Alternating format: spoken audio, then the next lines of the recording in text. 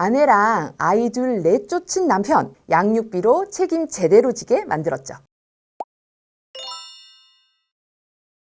안녕하세요. 이제 혼자 산다 이혼 전문 배양미 변호사입니다. 오늘은 양육자 변경 및 양육비 청구가 결합된 사례입니다. 제가 한국가정법률상담소 백인 변호인단 활동을 하는데요. 이 사건은 백인 변호인단 활동으로 진행했던 사건이었습니다. 아주 괘씸한 남편한테 법으로 책임을 지게 한 사건인데요. 우리 의뢰인은 남편과 사이에 아이가 둘 있었습니다. 돈 문제로 이혼 이야기가 오가다 협의 이혼을 했고요. 당시 남편이 양육권을 주장했었고 우리 의뢰인은 경제력이 없어 남편이 아이들을 키우기로 하고 친권은 공동 친권으로 했습니다. 그런데 협의 이혼은 했지만 몇 년을 같이 살았어요. 남편 직업은 한두 달 단위로 지방을 돌면서 일하는 회사 소속이었습니다. 남편이 타지에서 일을 하다 보니 사실상 우리 의뢰인이 아이들을 키웠고요. 그러다 다시 갈등이 커져 크게 싸우게 됐는데요.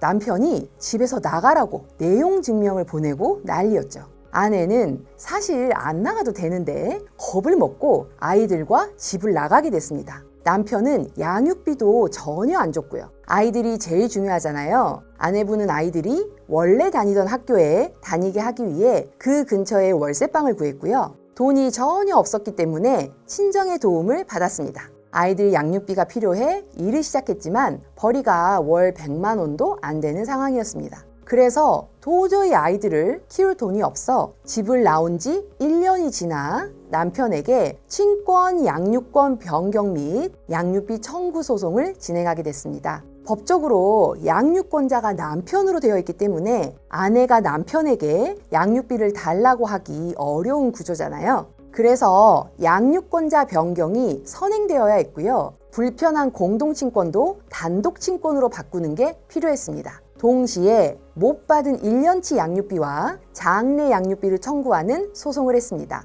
양육비로 아이당 100만 원을 청구했습니다. 소송에서 남편은 친권과 양육권을 넘길 수 없다고 했고요. 또 만에 하나 양육권이 넘어가더라도 양육비는 본인 벌이가 400이 안 넘는 걸 감안해서 아이당 40만 원으로 정해야 된다고 주장했습니다. 양육자 변경은 소송을 해도 잘 받아주지 않는 편입니다. 아무래도 아이들이 살고 있던 환경을 바꾸는 것이 아이들에게 나쁘다고 보기 때문인데요. 이번 사건은 우리가 이미 아이들을 키우고 있었기 때문에 재판부를 설득할 포인트가 있었습니다. 그래서 아이들을 아내가 양육해 온 점, 아이들 양육 환경에 대한 보고서와 양육 계획서를 꼼꼼히 정리해서 제출했습니다. 엄마가 양육권자로서 적합하고 경제활동을 시작해 조금이라도 돈을 벌고 있다는 점, 남편이 아이들에게 무심하고 함부로 했던 점과 아이들이 엄마와 살고 싶어 한다는 점을 두루 강조했고요. 공동친권의 불편함에 대해서도 어필, 양육권자 변경할 때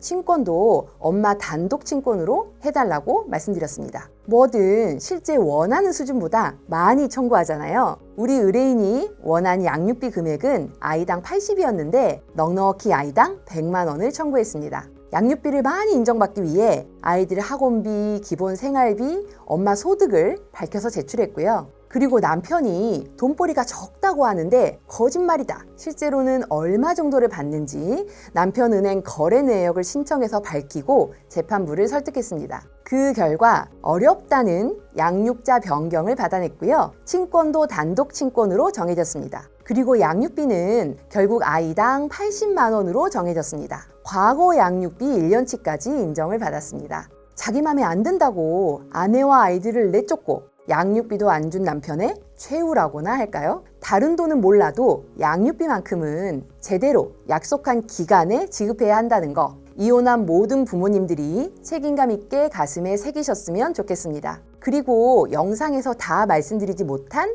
양육비 산정 기준 방법을요, 이혼 전문 변호사 양육비 산정 따라하기 가이드북에 담았습니다. 무료로 제공해드리고 있으니까요. 고정 댓글 꼭 확인하세요. 지금까지 이제 혼자 산다 이혼 전문 배양미 변호사였습니다. 또 만나요.